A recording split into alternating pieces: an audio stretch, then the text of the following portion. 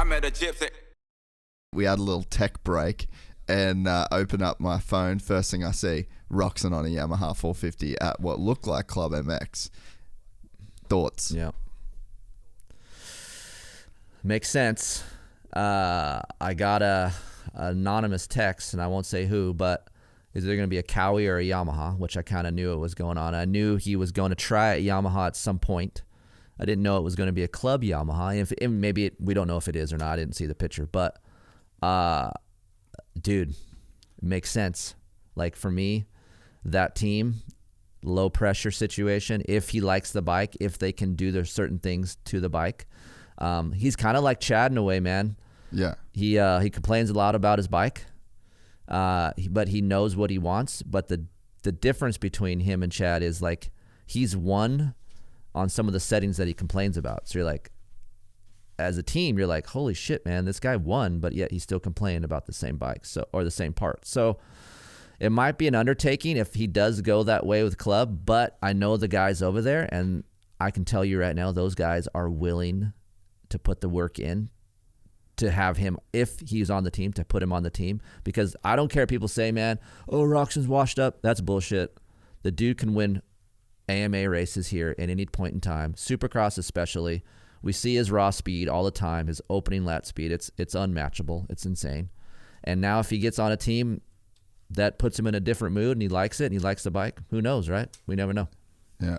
I've been saying this a little bit, and I don't want to risk like sounding redundant, but I think that Kenny's the dude that probably should just go, I'm just going to be the World Supercross guy. Like, I'm going to be the guy that I want to be, the international rider. I'm from Germany. I want to be the guy that takes Supercross global. I'm going to take a risk at the end of my career. I think that the WSX guys need to pay him for it. I think one of the ways they could do it is just like give him a bunch of cash to prepare for next season by saying you don't have to ride for a team. Here's a bunch of money. Pick whatever bike you want. Do whatever you want. And then you race 7, 8, 9. Like, you don't risk your body. You know what I mean? Figure out what you need to do to like get healthy. You're not going to win the AMA championship, but it's like, I mean, would you say now that you can never say Kenny won't win a championship. Like, he's just too good to not. But it's like, if you just go off history, you've got Eli in his last year, you got Ando, you got Sexton. Like, there's guys now that Coop's won too, and I mean, he's probably not in the conversation of being like a favorite, you know. So it's like, does Kenny just fully go like, all right, I'm gonna go all in on this World Supercross thing, and I'm only gonna use the World Supercross, the AMA, as like a testing ground for the WSX, and then you just ride whatever bike you want.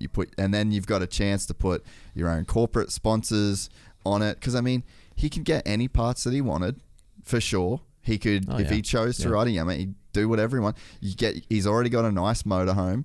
You get yourself a little transporter. Like, you don't need to go 2.2 spec and get a semi and do all that sort of shit, but you just do it yourself, and you just, under the guise of like, I'm getting ready for World Supercross, and then you're going into next year as a, you know, with a number 1 plate. It's going to be an 8 to 10 round series, and then all of a sudden the conversation isn't around Kenny never won an AMA Supercross championship. It was Kenny was the guy that took Supercross global. And I think about, and like I said, I've said it before, but it's like, give him his Conor McGregor moment where he like pushes to bring a Supercross to Germany. And it's like, that would be a national story in Germany, to be like, oh, here is the best motocross rider that Germany's ever produced. He's an international talent on par with some of our, you know, best German athletes. And he's now campaigned to bring Supercross home. Like, I just feel like storyline wise, and like for his legacy in the sport, that looks so much better to me than if he wins an AMA Supercross championship. Or, I mean, honestly, that looks better too versus him coming to this team and struggling all year, right? Yep. That kind of hurts his legacy here, you know, even though he's a bad mofo and all the things that he's done in our sport.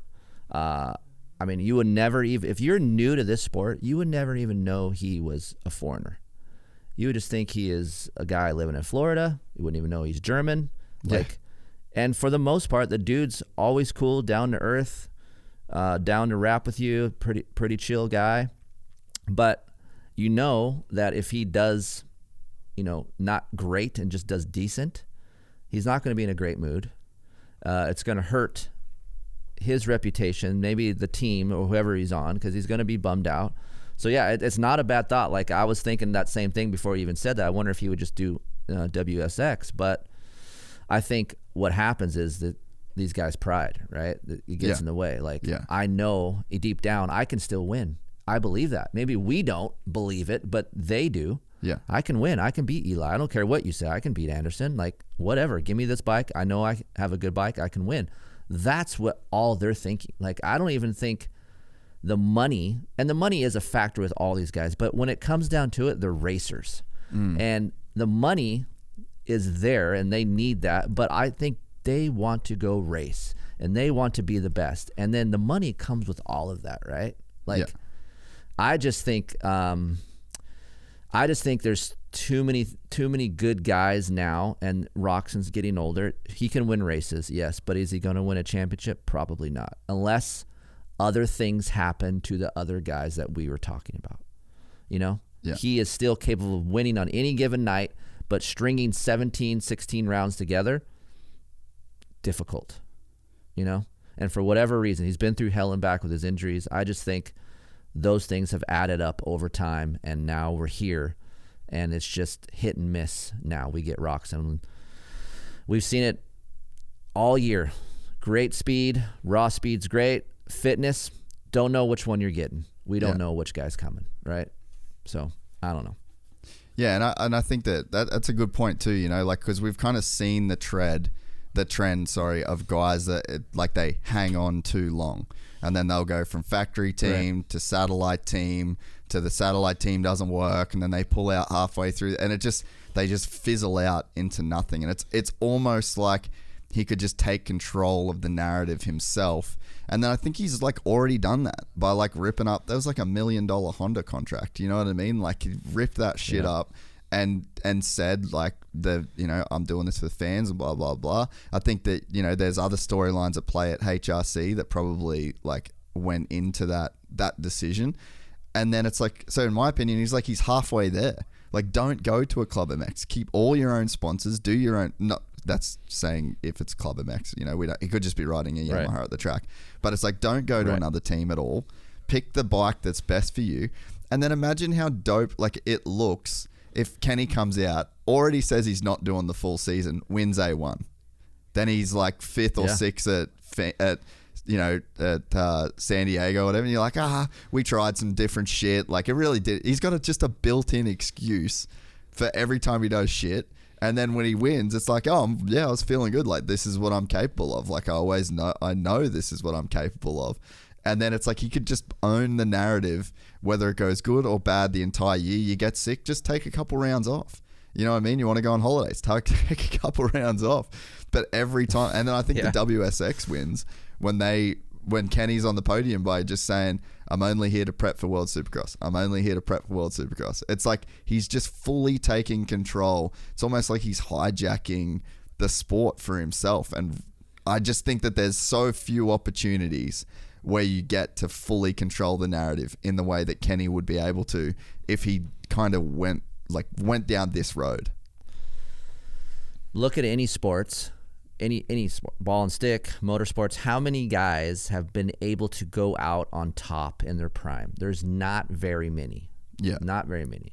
The percentage would say the one that you just talked about, the guy dropping down, then just kind of says, okay, this is it. It's not working out. I'm out. And then that's what some of these people remember by. So it's not about that. I never even thought about it like that. But now that you said it, it sounds lucrative. But again, pride. I'm out because I want to win. I can still win here. Don't tell me I can go to WSX and win. I know I can win that, but I'm going to go prove all you MFers that I can do it here. So that's Kenny.